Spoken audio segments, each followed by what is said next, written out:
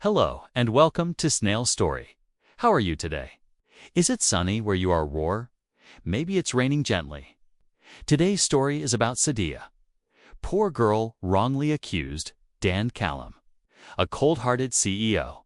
It all began with a fake relationship. Contract.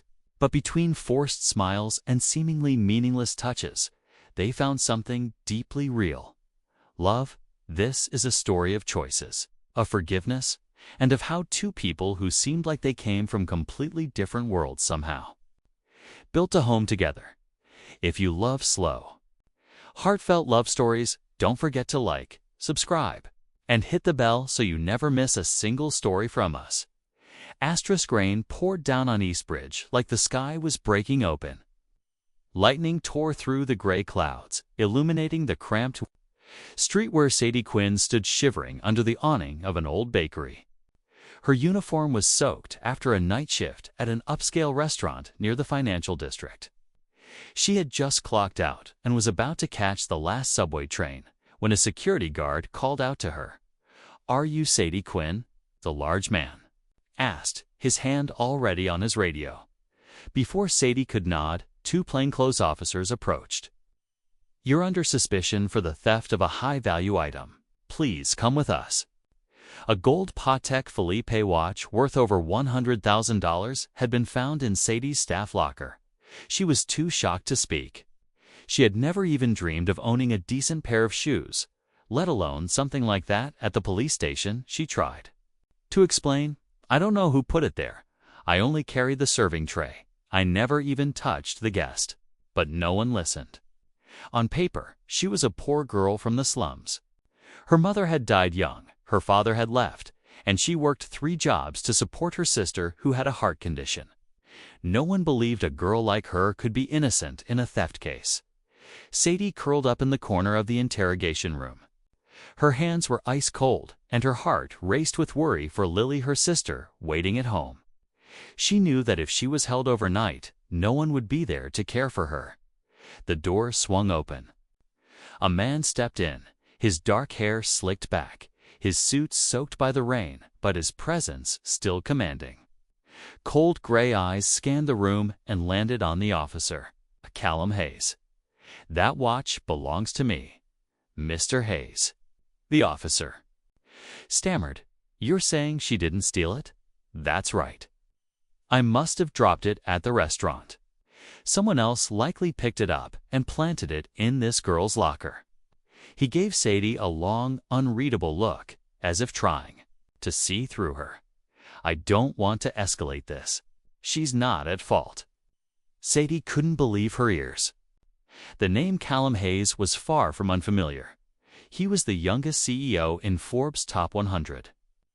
A man known for his cold demeanor and unwavering professionalism. Why on earth would he defend her, total stranger? As they walked out of the station, Sadie tugged on his sleeve. "Why did you do that?" "I don't even know who you are." Callum stopped, not looking at her but at the rainy night beyond. "Because I know who set you up, and I need your help." Sadie froze. Rain continued to pour like a waterfall. "What do you mean?" Callum turned, his eyes serious. "I need a fake girlfriend for the next 30 days. Just a few appearances at events. Some pictures. In return, I'll cover all of your sister's medical bills very cent." Sadie's mouth fell open. Surely she'd misheard. "You'd think I'd sell myself for a few checks?"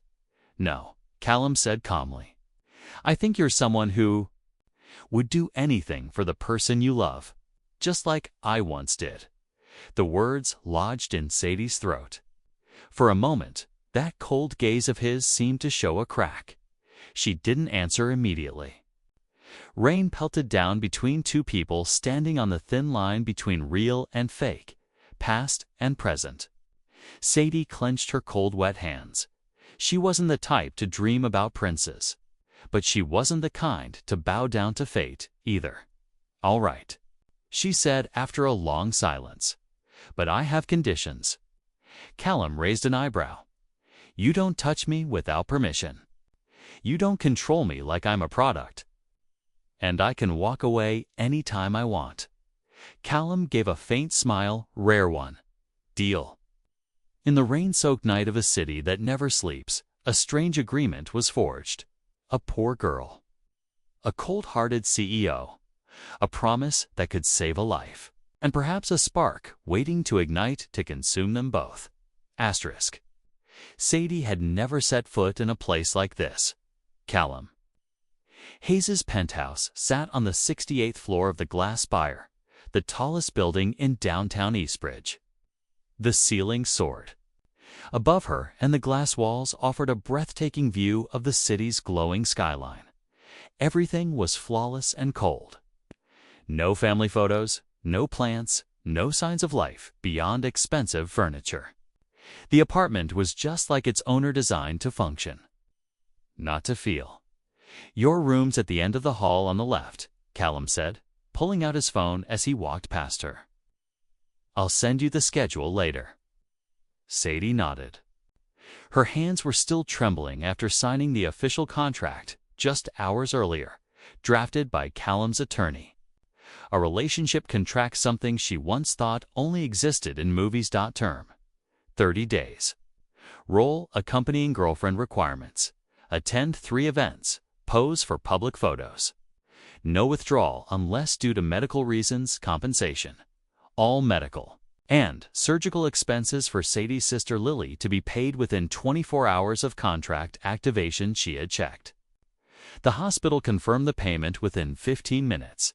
And just like that, Steady Quinna broke Waitress had officially become the fake girlfriend of one of the most powerful men in the city. The next morning, Steady was taken to Hayes Corporation's private fashion studio. A silver-haired stylist with round glasses and a thick French accent, named Louis, greeted her with fiery eyes. Oh, it's an unfinished canvas. Darling, you have potential. Sadie frowned. I just need a few decent outfits. I'm not entering a beauty pageant. Louis laughed. Oh, sweetheart, you don't get it. In this world, fashion is a language, and I'll make you fluent. It took nearly 4 hours of measurements, fittings, adjustments, and selections. When she finally stepped out wearing a simple, form-fitting black velvet dress, her hair neatly tied in an elegant updo, and her first-ever pair of high heels, she barely recognized herself in the mirror. There we go, Louis said, lowering his voice as Callum entered the room. And trust me, he will notice. Callum glanced at her. His gray eyes paused on her for just a moment, not long, but long enough for her to notice something had shifted. The first event took place that evening, the grand opening of Hayes Group's new luxury hotel. Under the flash of cameras and glare of reporters, Callum took her hand with a strangely natural ease. Just smile gently, he murmured, his lips tilting slightly toward her. Don't look directly at the cameras. Look at me. Sadie tried to follow, though her heart was pounding. Among the crowd, people stared at her with 2 kinds of eyes: curiosity and doubt. A few women smirked as they walked past. One elderly lady whispered to her friend, she looks like a maid in costume. Sadie heard it clearly, but said nothing. She didn't need their approval. Lily's health was all that mattered. But what surprised her was Callum. Throughout the event, he kept an eye on her, fixing her sleeve when it slipped, pulling out her chair, and most notably shielding her from the swarm of press. You didn't have to do that, she said softly. As they stepped out of the lobby, maybe not, Callum replied. But I did. You don't have to endure this alone. Sadie froze. This was the same ice-blooded CEO saying something like that. That night, back at the penthouse, Sadie opened her bedroom door and saw something waiting on her desk. A small hand-drawn painting in a rustic wooden frame. The painting showed a lavender field, with the figures of a small girl and a child laughing in the distance. The strokes were amateur, but warm and sincere. Beside it lay a small note. Your sister once said she liked lavender. This is the only thing I know how to draw. Not great, but honest. Sadie rested her hand on the painting. Her heart beat softly, as if an invisible finger had touched a place deep within her.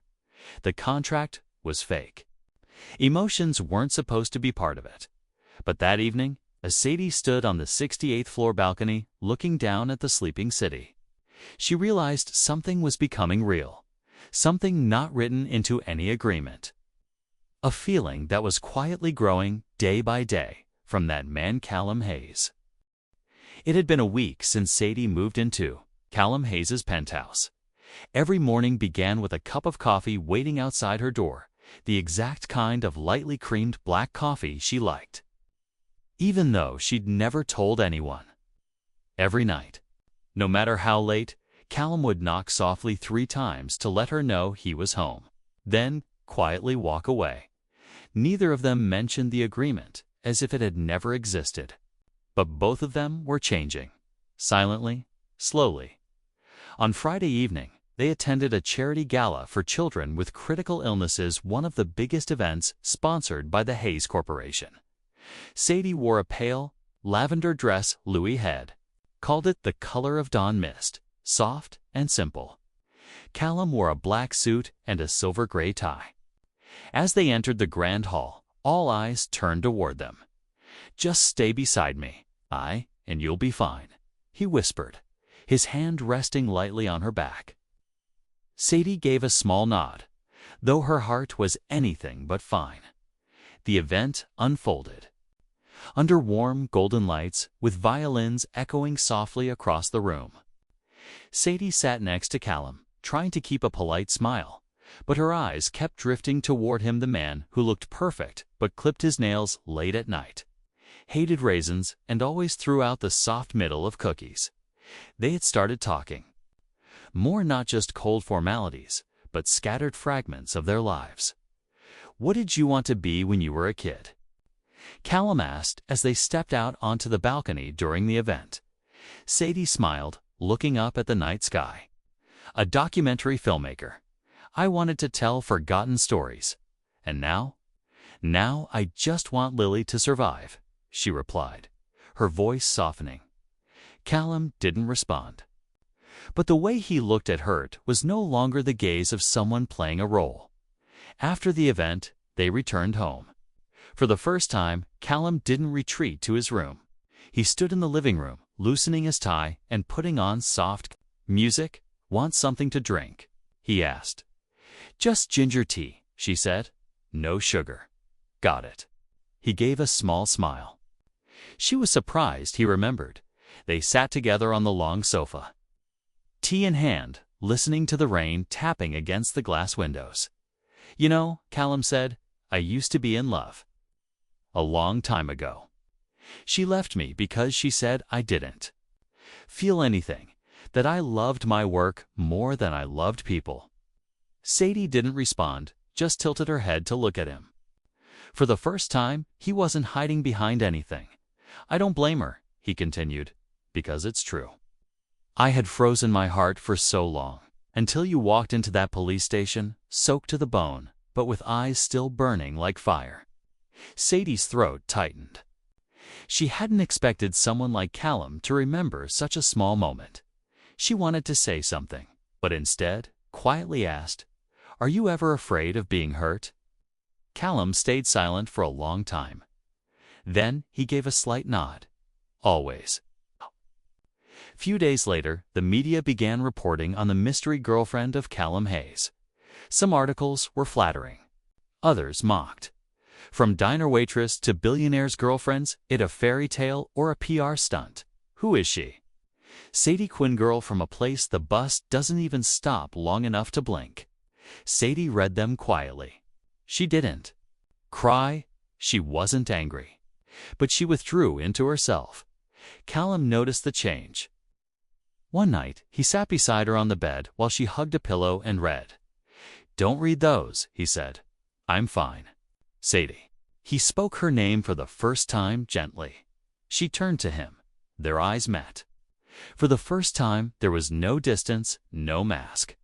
Callum reached out, hesitated, then pulled back. "I'm sorry if this has hurt you. I dragged you. into a world that was never meant for you. Sadie looked at him slowly. You're wrong. I'm not hurt because of them. I'm hurt because I've started forgetting that this is just pretend. Silence so deep they could hear the sound of their own hearts. Callum didn't answer. But the look in his eyes said enough. He was forgetting too. That night, Sadie dreamed of herself and Callum sitting together in a place no one knew, with no contracts, no cameras. Just a warm hand on her back and a voice soft as the breeze. You can stay if you want to. She woke up in tears, unsure if they were from hope or fear. Morning at the penthouse began as usual. The smell of toasted bread, soft jazz in the background, and a black coffee waiting outside Sadie's room. But today, the coffee was cold. Sadie hadn't stepped out. She had stayed up all night. Reading and rereading the latest articles. This time, they weren't just mocking. They were attacks. The notorious tabloid Urban Point had published a nearly 10-word expose with a flaming red headline, Callum Hayes' girlfriend, a perfectly scripted role. The article was laced with sarcasm and quoted someone claiming to be Sadie's former neighbor in Eastbridge. They accused her of being a low-tier escort, of trading boyfriends for her sister's medication, and now sleeping her way into a billionaire's life. Sadie was numb, not just because of the slander, but because the article was too polished, like someone had scripted it. Someone who knew her well, even down to the exact heart medication Lily once used. Callum found out first thing that morning. He immediately ordered the legal team to send a formal rebuttal. But before that, he did something Sadie didn't know.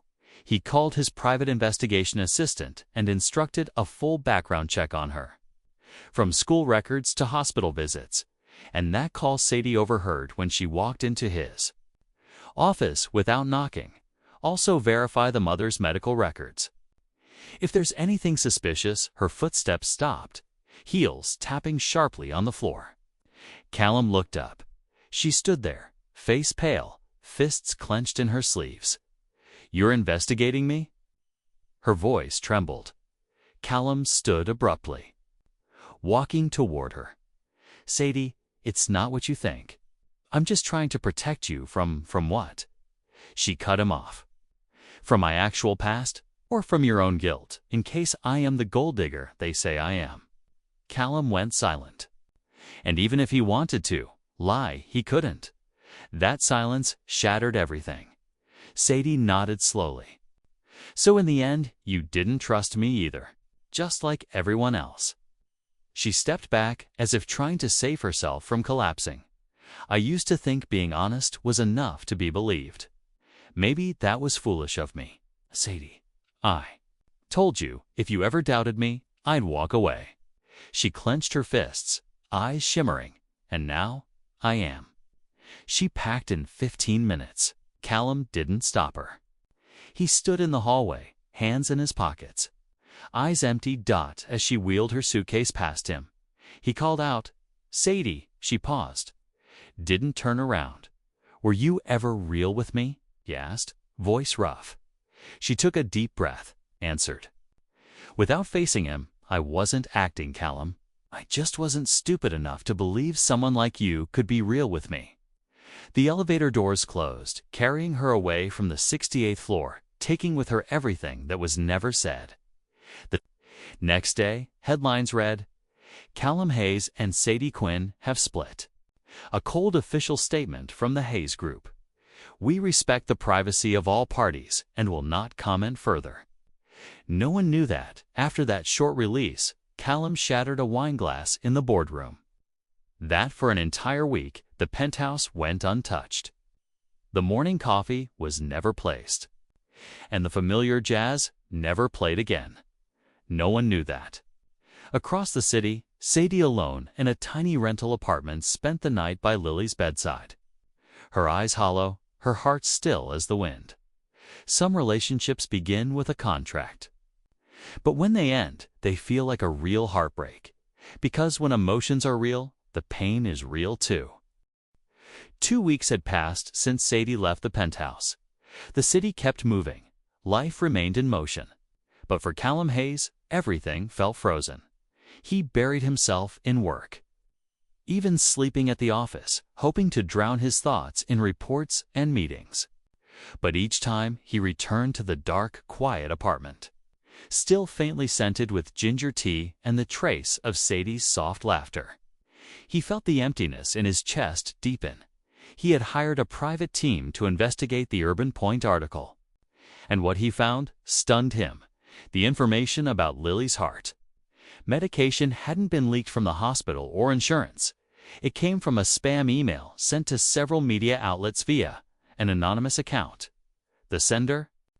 Liam Hart, a longtime rival once romantically involved with Callum's ex, and now CEO of Hart and Kingsa Corporation, aggressively attempting to acquire shares of Hayes Group at any cost. On the 15th day after the breakup, Callum was in a meeting with his legal team when he received a strange email. No subject, no sender. Inside was a blurry video clip. Sadie, her hands tied, sitting in a dimly lit room. The lone light bulb above her cast harsh shadows across her dust-covered face. A voice behind the camera spoke. Hayes Corporation will accept the offer to sell 40% of its shares to Hart and Kings. If not, this girl will never see daylight again. It felt like a punch to Callum's chest. His hand trembled as he paused the video, lips pressed so tight they bled. "Prepare the car," he ordered, rising abruptly. "I'm going. Alone." "No, Callum," his assistant warned. "This is a kidnapping. You need to call the police." "No." His voice was ice. "If the police get involved, they'll kill her before I even get there." Sadie woke to dim light, her neck aching from being held in an awkward position for too long. She realized she was in an old warehouse, damp air, dripping water, and a single steel door. She hadn't seen her captors' faces, only heard the voice of one man. "As long as Callum gives up the shares, you'll be free." Sadie let out a dry laugh, even though her throat burned. "So I'm just a bargaining chip now. Sad how people only think I'm worth something when I'm tied up." She didn't know if Callum had seen the video. She didn't know if he would come, but deep inside a part of her still believed he would, because the way he looked at her that night, that wasn't the look of a man just following a contract. Callum arrived at the warehouse at midnight, alone, no bodyguards, no weapons. Just a briefcase full of fake cash as a diversion. He walked in, eyes like steel. "Liam," he called, his tone strangely calm. "I'm here, as you asked." "Let's skip the games." From the shadows, Liam stepped out, gray suit, smug smile. "Well, Callum, so you do admit it. For a waitress, you're willing to give up your entire empire." Callum didn't respond. His gaze never left the far corner where Sadie sat bound. Liam shrugged. "She's a good actress, naive, stubborn. Right up your alley. But you forgot one thing. People like us don't get to have real feelings." Callum stepped closer. "Having feelings isn't a crime, Liam, but betrayal is." At that moment, two men emerged behind Callum. Guns raised, but before they could act, the warehouse door slammed open. Blinding floodlights. Over 10 security agents stormed in Hayes Group's elite internal team, silently ordered by Callum. "Ahead of time, I didn't come alone," Callum said, lips curling slightly. "I just didn't want her to panic during a raid." Liam was quickly subdued. Callum rushed to Sadie, cut her restraints, and lifted her into his arms. "Sadie." "It's me. I'm here." She looked up at him, eyes wide, lips trembling. "You really came." He pulled her close, holding her tightly as if he feared losing her all over again. "I'd rather lose everything than lose you." On the drive back, in the car, Sadie sat silently. Callum handed her a bottle of water, his hand never leaving her shoulder. She took a sip, then turned to him and whispered, "Why would you take such a risk?" Callum looked out the window. "'Cause if you walked away again, I wouldn't survive it." A short silence passed. Then Sadie spoke, very softly. "I thought you didn't believe me." Callum turned to her. "I was wrong. And if you'll let me, I want to make it right. Not with a contract, but with the truth." She looked up at him, and in his eyes, she no longer saw a cold CEO. She saw a man who had risked it all for her. Sadie said nothing. But for the first time, she leaned into him, silent, but it was the kind of silence that meant forgiveness. Sadie stayed in the hospital for 2 days after the kidnapping, mostly for psychological monitoring and treatment of minor injuries on her wrists and neck. Callum didn't leave her side not for a moment. He canceled every meeting, postponed every deal, ignored every call from the board. When asked why, he simply said, "I'm taking care of someone I care about." A simple sentence, but for Callum, a man who had spent most of his life avoiding anything emotional, it was a giant leap. And for Sadie, it made her heart ache and warm at the same time. On the 3rd day, Sadie was discharged. She didn't return to the penthouse. Instead, she went back to the small apartment she used to share with her sister. The place that still smelled faintly of cheap shampoo and the old book she used to read to Lily. Every night, Callum drove her there himself. He didn't pressure her to speak, just parked, opened the door for her, and quietly said, "I know I was wrong not to trust you. I'm not asking for forgiveness right away, but I'll wait for as long as it takes." Sadie nodded faintly. Her eyes clouded. "I don't know if I have the strength to trust again, Callum." He replied, "Then let me be the one to learn how to believe first. To believe in you and in something more than just a contract." In the days that followed, they didn't see each other, but Callum still sent ginger tea every morning, still left books she liked at her doorstep, and still sent messages never demanding, only gentle reminders. "It's raining in Eastbridge. Today, don't forget your umbrella." Lily said she loves animated movies. "Should I send over Spirited Away?" No need to reply. "Just know I'm thinking of you." Sadie didn't respond, but she read every message and kept them all. A week later, Sadie attended the charity event for the Heart for Lily Foundation, a community project she and her sister had once petitioned, hoping to help poor children with heart conditions receive free treatment. The event had almost been canceled due to a lack of funding, but when she stepped into the hall, Sadie froze. On the large banner at the front, the words read, "Main sponsor, Hayes Foundation, because every heartbeat deserves to be heard." She nearly broke down in tears. On stage, the speaker launched a slideshow video of children who had been saved. At the end of the clip was Lily, her sister, smiling brightly, holding a paper heart with the message, "Thank you for believing. I deserve to live too." Sadie staggered a step backward, placing a hand over her chest where her heart pounded erratically. After the event, Callum stood silently in the hallway. He didn't step into the room, didn't introduce himself. He just waited from a distance. Sadie approached, her hands clenched. She looked him straight in the eye, her eyes shimmering. "You did all of this for me." Callum shook his head. "No, for you and for kids like Lily. Because you taught me that success isn't the only thing that matters." Sadie let out a laugh, though the tears still fell. "Are you seriously learning how to be a good person?" Callum smiled gently. "I don't know how to be good, but I know how to listen." She stayed quiet, then exhaled slowly, then listened closely. Callum tilted his head slightly, his heart nearly stopping. Sadie stepped one step closer. "I'm not ready to fully forgive, but I don't want to run anymore. Another step. I want to believe, but you have to hold my hand one step at a time." Callum gripped her hand for the first time, not for a photo, a contract, or a performance, but because he needed to feel she was truly there. "I'll walk with you, Sadie," he whispered, slowly, but without turning back.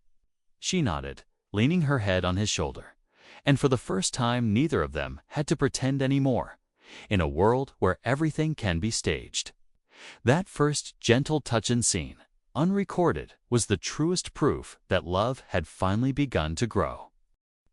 2 weeks had passed since Sadie agreed to walk beside Callum, one step at a time, and something in their relationship had quietly shifted. No one spoke of the past. There were no more "I'm sorry" or "Have you forgiven me yet?" Instead, there were quiet but comforting breakfasts, late-night grocery runs, hand-holding in crowded streets, small things, yet strangely real. Sadie still lived in the small apartment with Lily. Callum often visited late at night, bringing over meals he cooked himself still too salty, or old books he found at a corner bookstore. They didn't live together, but they were no longer apart. Everything seemed to be going fine, until one night Callum received a file from his internal investigation team, a comprehensive report detailing the extortion case, the slanderous article about Sadie, and even the kidnapping. Among all the data, only one line made Callum freeze: internal contact, high-level access clearance, IDL.Hayes. He stared at the screen. That access code belonged to Laura Hayes' cousin, former personal assistant, someone he once considered a sister. She was also someone who had loved him in silence for years, though he never returned the feeling. After Callum met Sadie, Laura requested a transfer to the PR department, citing a need for clearer professional boundaries. He had never doubted her until now. The next morning, Callum went to Laura's office. She was as composed and polished as ever. "You're here early," she said with a smile. "Is this about Sadie?" Callum placed the folder on her desk. "You sent the anonymous email to Urban Point." Laura didn't deny it. She stared at him for a long moment, then leaned back in her chair, arms crossed. "Yes, I did. No remorse." "Why?" Callum asked, voice low. "Because I was tired of watching you change for someone beneath you," Laura sneered. "You used to trust no one, let no feelings in. And now look at you canceling million-dollar deals, neglecting your company for some girl from the slums." "She's a good person," Callum said, voice tight. "And you betrayed me." "No." Laura smiled bitterly, eyes glinting with pain and venom. "I just wanted you to wake up." Callum stood, pulling out his phone. "You're suspended. And if you've had any contact with Liam Hart, you'll face legal consequences. Liam used me, but at least you finally looked at me." Her last words weren't angry. They were broken. Callum turned and walked out. He couldn't forgive her. But he also couldn't deny the scar left by someone who had once been family. Sadie found out that afternoon when Callum came over and handed her Laura's resignation letter. "Your cousin," she asked, confused, "and she loved you." Callum nodded quietly. "I didn't know things had gotten that bad. I was blind." Sadie stayed silent. She wasn't angry. She didn't blame him. "That's between the two of you," she said softly. "But me, I just need to know, have you ever looked back?" Callum met her gaze, then stepped forward and gently placed a hand on her cheek. "I used to not believe in love, but now I do." "Because of me?" "No." He smiled faintly. "Because I want to believe. You were just the first person who made me realize that." Sadie gave a fragile but genuine smile. "Then I'll wait," she whispered, "until it's no longer something you want to believe, but something you already do." That night, they didn't say much. But Callum stayed over, sleeping on Sadie's couch. Between the hum of Lily's breathing machine, the soft patter of rain outside, and the dim kitchen light, Sadie stood and looked at him, the man who once embodied the cold world of finance. Now asleep on a narrow couch in her small apartment, quietly choosing to stay beside her. She didn't know what the future held, but for now, she knew he had chosen to stay. Asterisk, you want to take me where? Sadie blinked in surprise as Callum placed 2 tiny train tickets on the table. The destination, Willow Creek, a lakeside town near the state border, known for nothing but a few old bookstores, a famous bakery, and trees. Callum gave a soft smile. A place with no press, no board meetings, no familiar faces. Just you and me. Sadie tilted her head, half skeptical, half touched. And what are you planning to do there? Nothing, Callum replied. Just be with you, in every sense of the word. The train ride took more than 4 hours. Sadie sat by the window, watching wild strawberry fields roll past. Callum sat beside her, pretending to read a mystery novel, though his eyes kept drifting to her. Sadie noticed, and she didn't look away. Have you ever gone anywhere without a plan? She asked. Never? Callum answered honestly. So this is the first time. You're the first person who made me want to try. She turned to look at him, and in his eyes she no longer saw the cold CEO, but a man learning how to live. Willow Creek welcomed them with the scent of pine, warm cinnamon waffles, and the soft chime of wind bells in the late afternoon breeze. Callum had rented a small cabin halfway up a hill, wooden walls, sloped roof, a porch with 2 rocking chairs. Oh, no Wi-Fi, no TV, just a fireplace, books, and an old wool blanket. Trying to lower your living standards? Sadie teased. Callum smirked. I'm trying to raise my standards for real living. For the first 3 days, they didn't talk about the past.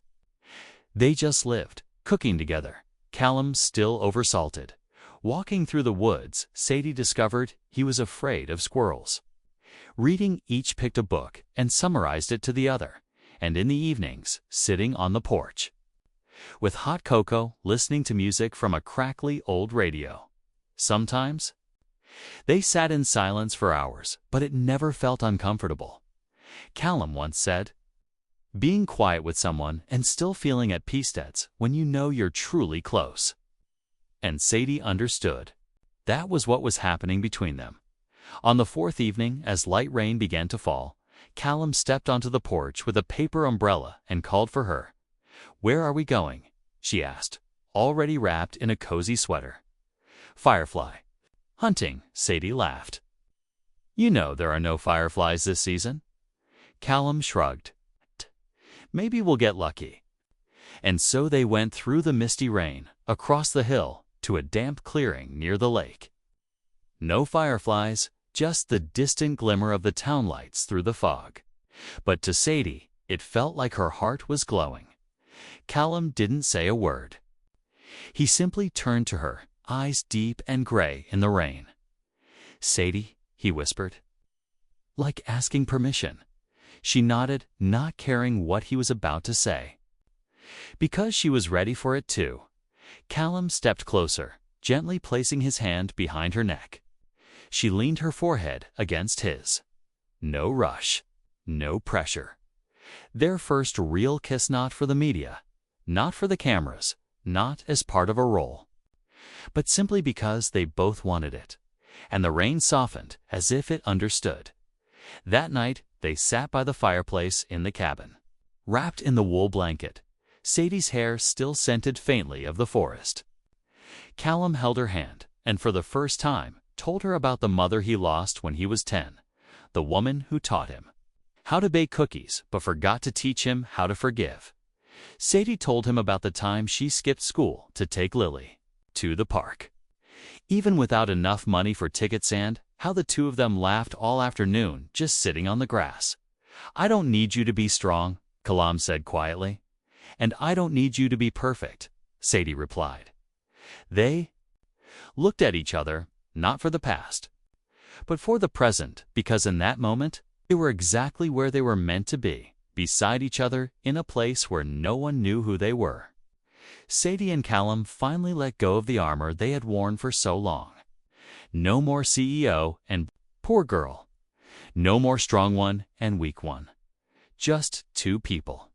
And a love quietly growing without needing a definition.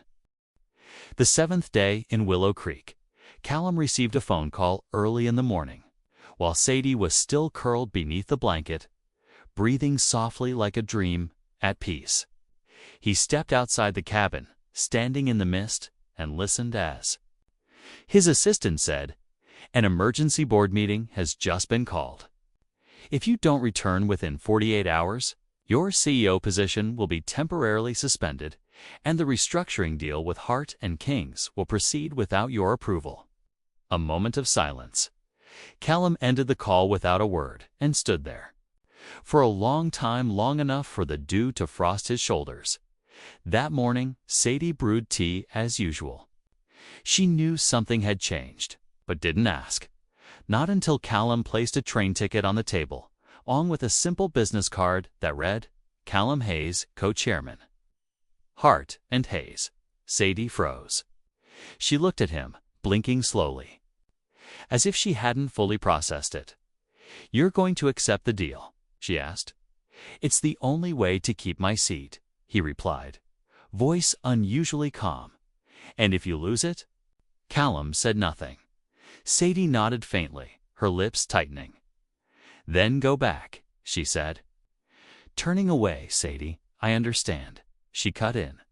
"You've lived your whole life for your work. I'm not the one who has the right to stop. You? No." Callum stepped forward, taking her hand. "You do have that right. Because for the first time, I want to live for something else." Before Callum left the cabin, Sadie handed him a handkerchief she had embroidered. Soft lavender in color, with a small phrase stitched in the corner. "Keeping the whole world means nothing if it costs you one person." "Whatever you choose," she said, "I'll still believe in you." Callum clutched the handkerchief. Eyes locked on hers. "Wait for me," he said. Sadie nodded, but she didn't promise. The city greeted Callum with flashing lights, reporters, and a boardroom packed with shareholders. Liam Hart was there too, smiling like he'd already won. "Welcome back, Callum," Liam said. "What are you waiting for? Just sign." Callum glanced at the restructuring contract. One signature, and he'd keep his title. The companies would merge. The market would cheer. He picked up the pen, then paused. He reached into his pocket, pulled out the lavender handkerchief with Sadie's embroidered words. He clenched it tightly and looked up. "No," he said firmly. "I won't sign it." Room fell silent. Hayes & Co. will restructure, but not with someone who kidnapped and slandered the woman I love. Liam's jaw tightened. "You're choosing feelings over responsibility." Callum gave a faint smile. "I'm choosing to be human instead of a machine." He walked out of the boardroom, leaving a room full of stunned executives behind. That night, the financial world buzzed with breaking news. Callum Hayes officially steps down as CEO, walking away from the empire he built over 12 years. No, one knew he had boarded a train shortly after headed back to Willow Creek. With only a suitcase and a lavender handkerchief in his chest pocket, Sadie was sitting on the porch, rereading an old book Callum had once summarized for her. When she saw his figure stepping out of a taxi through the evening mist, she stood up but didn't move forward. Callum walked slowly, eyes fixed on her. "I'm not a CO anymore," he said, breathless. As he crossed the gravel path, "I don't have a penthouse, no office, no board cheering for the numbers I used to make." Sadie said nothing, just looked at him, long and quiet. Callum stopped in front of her. "But I still have one thing." "What's that?" "Oh, that you're still here." Sadie laughed tears, falling before the smile even fully formed. She ran to him, wrapped her arms around him. "I never left," she whispered into his chest. "I was just waiting for you to be brave enough to choose." That night, they sat beneath the stars. No, More contracts. No more conditions. Just a man who had given up a world to keep one person and a girl who once believed she wasn't worthy of being loved. Asterisk. 3 months after Callum gave up his CEO position and walked away from Hayes Corporation, Eastbridge welcomed him back with soft sunlight, warm wind, and the surprised gazes of the locals. The man who once embodied financial power now stood in the middle of a narrow street he'd never imagined setting foot on twice. Beside him was Sadine, not a fake girlfriend anymore, but a true partner in his life. They rented an old 3-story building in a quiet Eastbridge neighborhood, once a public library, long since shut down due to lack of funding. The windows were broken, books moldy, walls peeling. "Are you sure?" Sadie asked, stepping over the first crumbling stair. Callum nodded, taking her hand. "This was the place you once dreamed of reviving, and I want it to be the place where we start our real life." Over the next 3 months, they restored every corner by hand-painting walls, reinstalling bookshelves, collecting donated books from neighbors. Callum learned to wire light fixtures for the first time. He got mildly electrocuted, and Sadie laughed so hard she cried. Sadie learned to manage the budget, not always accurate, but she stuck with it every night. There were no deadlines, no rush. They simply worked one thing at a time. Together, when the Lantern Room Library officially opened, hundreds of Eastbridge residents lined up.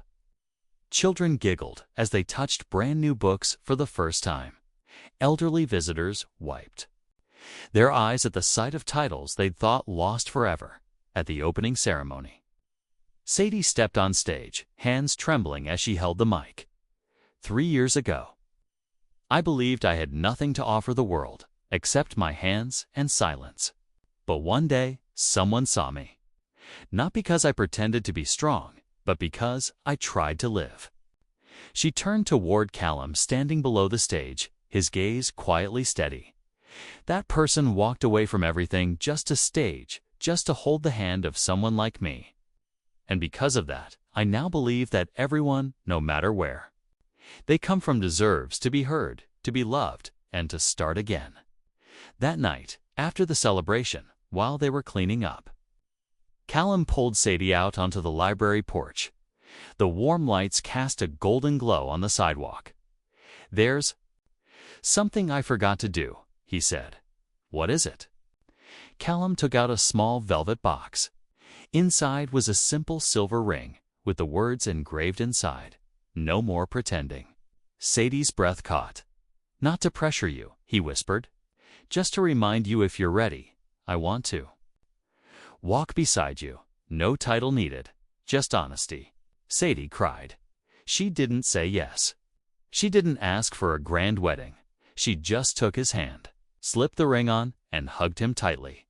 No witnesses needed. As long as it's you.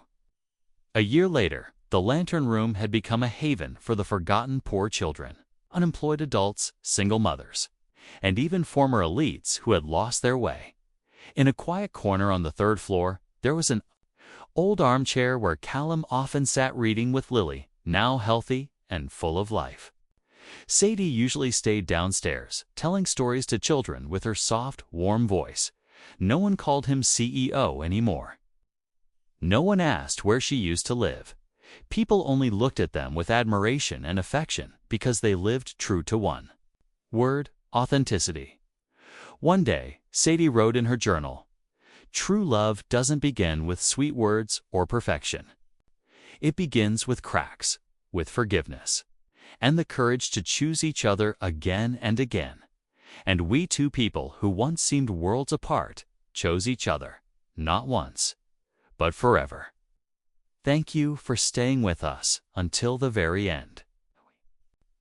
Hope Sadie and Callum's story warmed your heart just like the way they chose to stay. Not for fame, not for a contract, but for a love that was real. Love doesn't always begin with sparks. Sometimes it starts with a sincere apology, a hand held at the right moment, and the courage to return even after turning away.